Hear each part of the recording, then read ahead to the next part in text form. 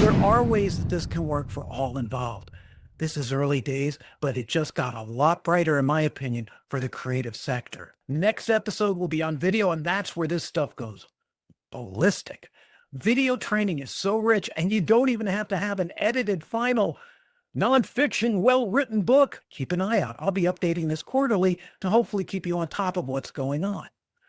I call it Creative AI Partners, how to partner with AI as a creator and as a business using content from AI, selling content in. Heck, I even work with engineers to find out how to value the content and how to buy it on a revenue share basis.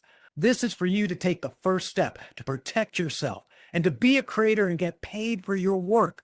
And the more famous you become, the more valuable it will be for licensing. And if you're not, you might find a little way to help support yourself in that endlessly hard creative industry.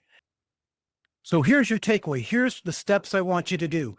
Key factors to be able to get yourself ready. Number one, get permission. If you've taken a photo with somebody in it, they need to have given you permission. If you don't have it, good luck. You're not going to get AI licensing.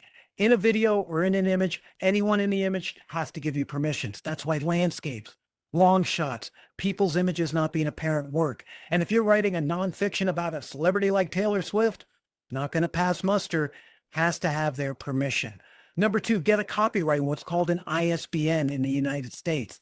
Get some legal certified backing. You don't have to, but it makes it a lot more likely to get paid. Step three, that weird metadata. Collect those, tag your work, nonfiction, AI ethics, 250 pages, landscape, 4K.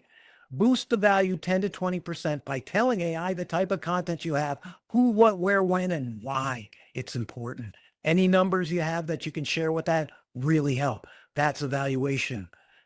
Number four, you need to get on a platform. Sign up with Cretin. Go to createbyhumans.ai. Go to Getty Images, Shutterstock. If you're a photographer, there's other ones. Go to them. And next week, I'm going to show you an episode about how video works and how that is one of the richest sources that doesn't even have to be edited.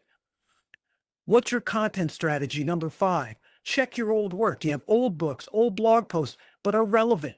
Fiction can go, but it's got to have some sort of taste, some sort of appeal. And that's going to be up to the judgment of the AI. Nonfiction's a little easier because it's based on facts and less on the quality of writing, though good writing always matters and has more value. As long as the metadata is there to describe what the heck's in it, because otherwise it's just the roulette wheel, and we all know AI hallucinates. You don't want them to hallucinate on your valuation, huh? So our next episode is video is super lucrative. Your clips could generate a lot of money. And can Cretin's royalties really reshape AI? So go to my report, download it, get permissions, copyright your work, add tags, join Cretin or Created by Humans or whoever, and license your best work. Start doing the work and stop complaining. This is when, with the Anthropic settlement, that there's actually a real value being paid for books in the public record. That's not a precedent, but it is the promise of a better future for creatives partnering with AI. See, you're the creative spark in the broken system called AI.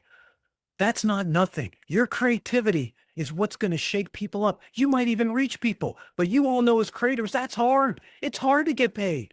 So why not start in the beginning?